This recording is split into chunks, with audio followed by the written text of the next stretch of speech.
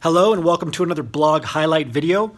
I'm Isaiah Henkel with Cheeky Scientist, and this week's article that's coming out is how to find employers and employees on LinkedIn.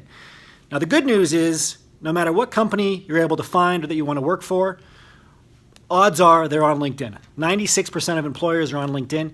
If you don't know which companies you want to work for, search Google. Don't just search top companies or best companies. Search small companies, mid-sized companies. Remember, small in industry means 100 to 1,000 employees. Mid-size means anywhere from 1,000 to several thousand employees. So it's not small, but very rarely PhDs will search those terms. So search for small, mid-size. You'll find a lot of companies where you want to work, a lot more than if you just search top or best. Once you find the company name, look for it on LinkedIn. They'll likely have a company page, 96% odds they'll have a company page, and they'll show you all of the employees that work at that company, even if you're not a premium member.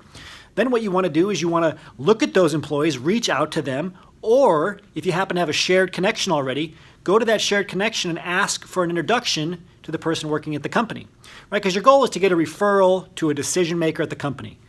But you probably don't know who the decision maker at the company is. You don't know their email address. You can't contact them. It can be hard to find hiring managers and recruiters' emails, right, if they're working at a particular company or for a particular company. However, you can find employees very simply using the method I just described. But you may not know those employees. You may not be connected to them. You might reach out to them and they don't check their LinkedIn profile because they're not looking for a job, so it's hard to connect. But your shared connections, if you know somebody already directly and they also know the employee, what you can do is ask for an introduction, which is really just a mini referral before your main referral. So ask for introductions. This is why it's important not just to consider people based on how, the direct connections that you have, but also the shared connections, the secondary connections, the tertiary connections.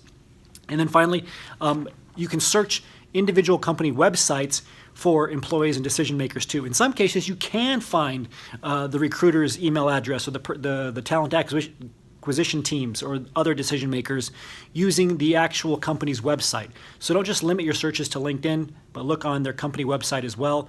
There's also third-party applications that you can use to find people's email address, and all you need is their name and the company that they work for, and it will help you figure out their email so you can email them directly instead of just reaching out to them and cold contacting them on LinkedIn.